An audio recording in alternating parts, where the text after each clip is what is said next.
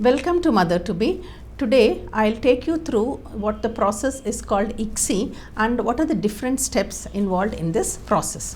Now, ICSI stands for intracytoplasmic sperm injection. This is an advanced form of IVF where one single sperm is injected into the egg with a specialized machine called a micro manipulator. Usually this ICSI process is advised for couples where the male partner has got a very low sperm count or low sperm motility. The other reasons or indications for which ICSI is offered is also for some couples who have what is called unexplained subfertility. In some couples, the baseline tests are normal, which is the woman is ovulating, the reserve is good, the tube is functioning well, and the male sperm count is also good. In spite of that, these couples are not able to conceive. This condition is called unexplained subfertility. In some of these couples, the reason that they are not able to conceive is that there is an issue with the fertilization, and in these couples we usually suggest ICSI as the treatment option. So, and the third common indication for ICSI is in men with azoospermia. This is a medical condition in which there is no sperm in the semen sample. This is a very common condition among infertile men, and when we see this issue, the treatment we offer is surgical sperm retrieval. Here we can directly take the sperm from the testis using a needle and freeze these sperm for later use in the ICSI process. So these are some of the common reasons why we offer ICSI process. Now when we compare ICSI with the traditional IVF, the main difference comes in the fertilization process.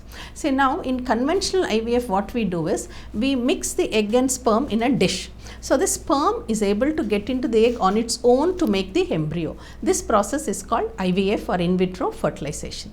However, when the sperm count is very low or for some of the factors which we have just discussed, the sperm will not be able to get into the egg to facilitate this fertilization process. And in these couples, we offer ICSI.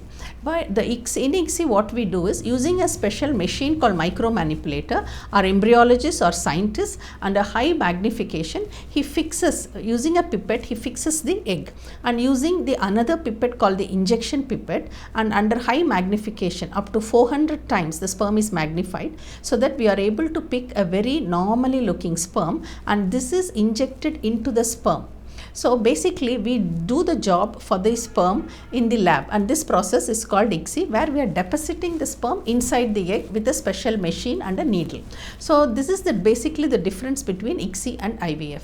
In IVF we mix egg and sperm gets into the egg on its own, whereas in ICSI we inject the sperm inside the egg to facilitate the fertilization process. So this is the basic difference between ICSI and IVF. However, the other steps in the process when we talk about IVF, for instance the ovarian stimulation and the collecting eggs, all this remain the same whether we do IVF or ICSI. Or in other words, from the couple's point of view, there is no difference between IVF and ICSI. What we do in the lab based on the sperm sample or the other indications is what is different.